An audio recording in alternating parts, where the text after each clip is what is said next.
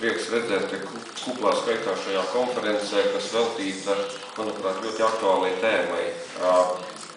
GMO, Latvija, kas ir Latvijas un īstenībā Eiropas nākotne vai posts.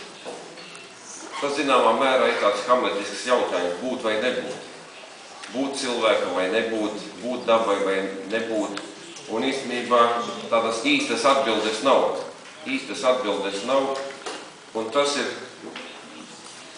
tas iemesls, kāpēc mums jābūt piesardzīgiem.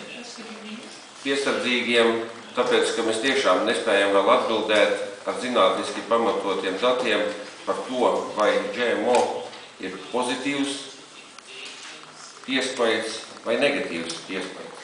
Jo tie pētījumi, kas ir veikti, viņi ir īslaicīgi pētījumi, kas nedod priekšstatu par GMO ietekmi ilgtermiņā.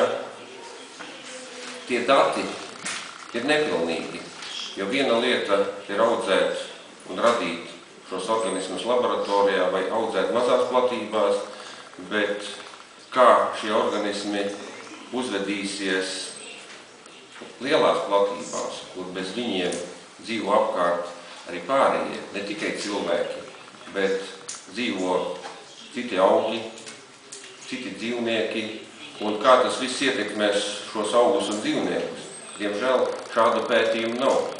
Un ja mēs runājam par Latviju, kas, protams, ir Eiropas un pasaules sastāvdaļa, tad, jebkurā gadījumā, Latvija arī ir savā ziņā unikāla ar savu dabu, bioloģisko daudzveidību, un tas, kas ir radīts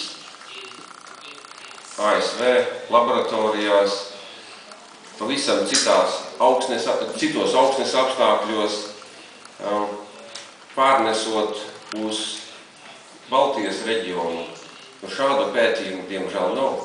Un mēs tiešām varētu pateikt, jā vai nē, GMO šeit Latvijā, šeit Baltijā, īstenībā mums ir nepieciešamas jaunas zināšanas, jauni pierādījumi. Manuprāt, tāpēc ir svarīgi, ka šodien konferencē mums piedalās neatkarīgi zinātnieki no Francijas, jo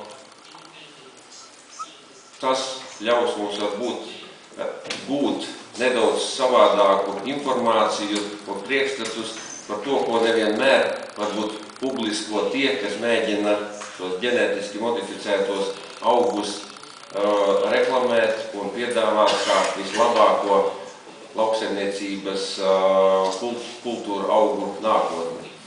Tāpēc mēs Latvijā esam pieraduši skatīties to, ko dara kaimiņi, un bieži vien sakam, nu, ja kaimiņos kaut kā tā dara, tad mēs arī tā varam darīt.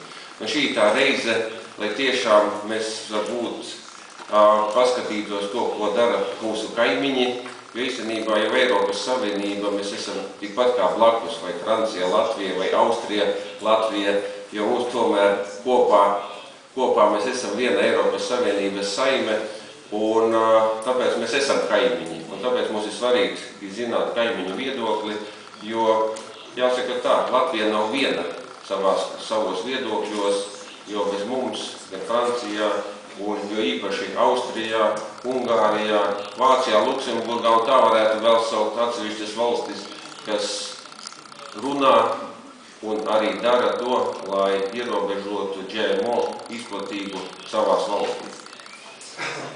Latvija arī ir daudz ko darījusi, man tiešām ir prieks, ka Latvijas pašvaldības sadarbībā ar nevalstisko sektoru, sadarbībā ar savas pašvaldības iedzīvotājiem, daudz kur ir noteikušas savas teritorijas kā brīvas no GMO. Un tas, ka ir vairāk kā 90 pašvaldības no 109, kas jau to ir pateikušas nē GMO, tas īstenībā, es domāju, ja būtu GMO produkcijas izplatītājs ieraugot kartē, ka Latvijā īstenībā ir zaļā krāsā, ja man nemaz nenāktu prātā braukt uz šeieni kaut ko piedāvāt, jo es saprastu, ka šeit laikam tomēr īsti nav ko darīt un jāmeklē būtu varbūt kāda cita valsts. Tā kā tiešām liels paldies visiem, kas šo jautājumu uztur sabiedrībā, kas raisa šīs diskusijas par šo tēmu, jo īstenībā visā šajās diskusijās un arī piedaloties mūsu draugiem no citām valstīm, kas veic pētījumus kas mēģina pierādīt pretējo nekā radītāji, kas radījuši laboratorijās šos, manuprāt, bīstamos organismus, ka mēs šādās viedokļa apmaiņās kļūstam bagātāki ar zināšanām. Un tas, manuprāt, ir tas svarīgākais, jo, lai pieņemtu adekvātus lēmumus, protams, ir nepieciešams zināšanas, nepieciešams zinātniskais pamatojums, un tas ir solis uz kvalitatīviem un pareiziem lēmumiem, kas varbūt nevienmēr dzīvē tā notiek. Otra lieta, ko es gribētu pieminēt, protams, pateikt paldies neapšaubām arī Latvijas parlamentam, jo, es domāju, viņi arī ir snieguši ļoti lielu atbalstu, lai tiešām šīs iniciatīvas, kas ir nākušas no vides ministrijas, nākušas no NVO, arī no zemkopības ministrijas, kaut kā tur bija mazliet jāpārliecina vairāk, ka tomēr mēs kopīgi esam panākuši, ka arī likumdošanas jomā mums ir šī negatīvā attieksme pret GMO izplatību Latvijā. Un noslēgumā es, protams, gribu teikt lielu paldies pirmām kārtām zemes draugiem par šo iniciatīvu sarīkot šādu konferenci.